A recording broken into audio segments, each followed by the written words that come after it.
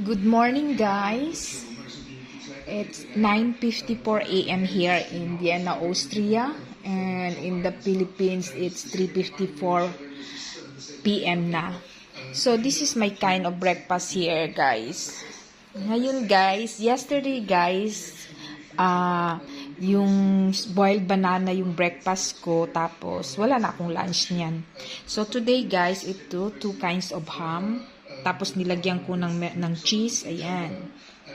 Ayan, and then my kind of bread. So, this is my kind of bread, guys. Ayan. So, yan.